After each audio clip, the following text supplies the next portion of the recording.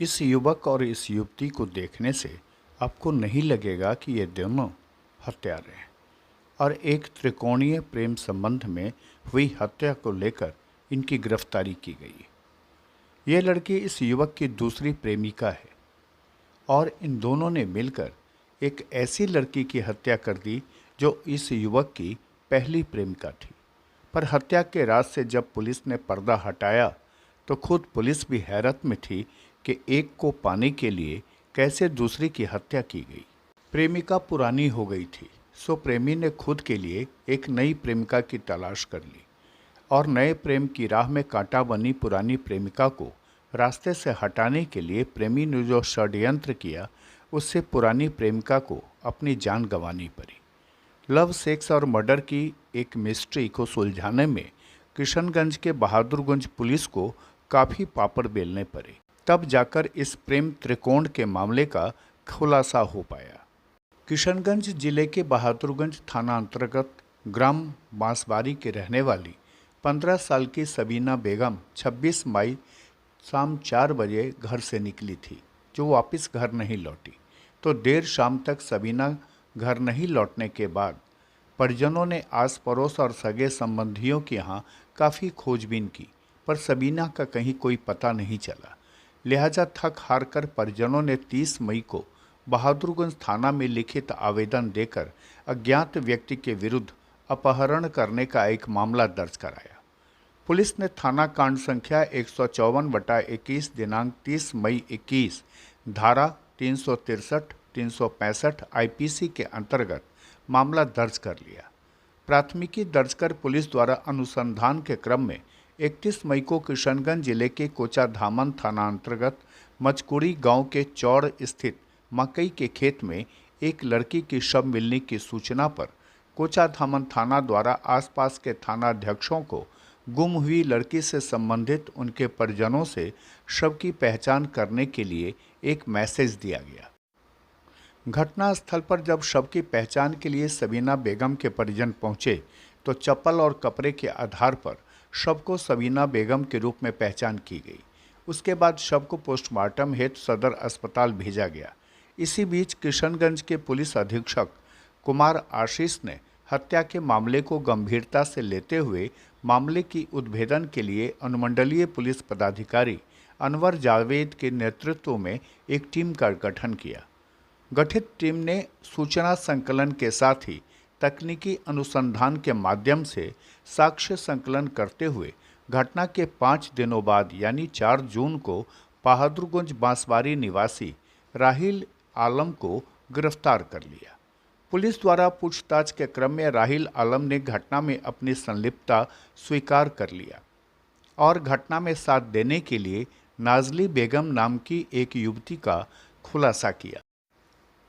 Police ने नाजली बेगम को हिरासत में लेकर पूछताछ की तो हत्या के राज पर से पर्दा उठ गया कि सबीना की हत्या दूसरी प्रेमिका के लिए उसको रास्ते से हटाने के लिए किया गया था।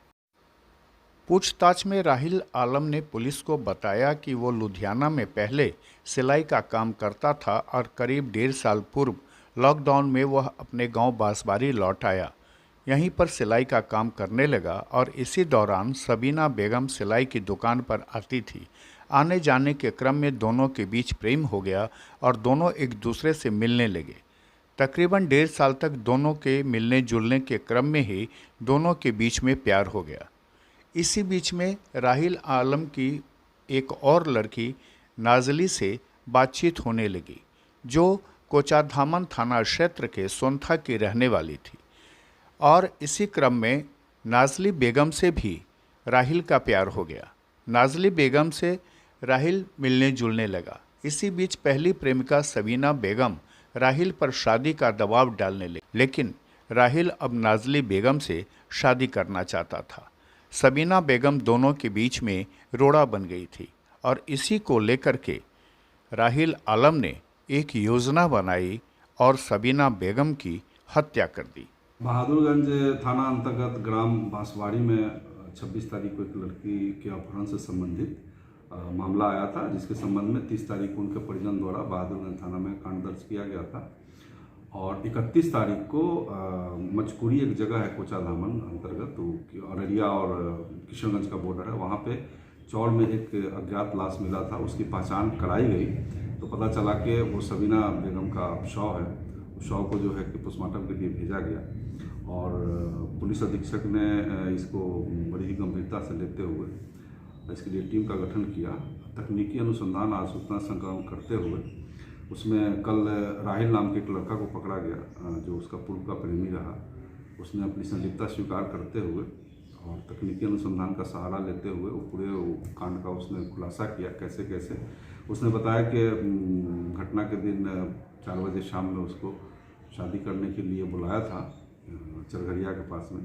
साथ में उसकी दूसरी जो प्रेमिका थी वो भी गई थी और मकई के खेत में ले जाकर सुनसान जगह पे चाकू से उसकी हत्या कर दी गई थी। उसमें मामला ये आया था कि चूँकि ना ये सबीना बेगम पूर्व से उससे प्यार करती थी और उसने शादी का दबाव देना शुरू कर दिया।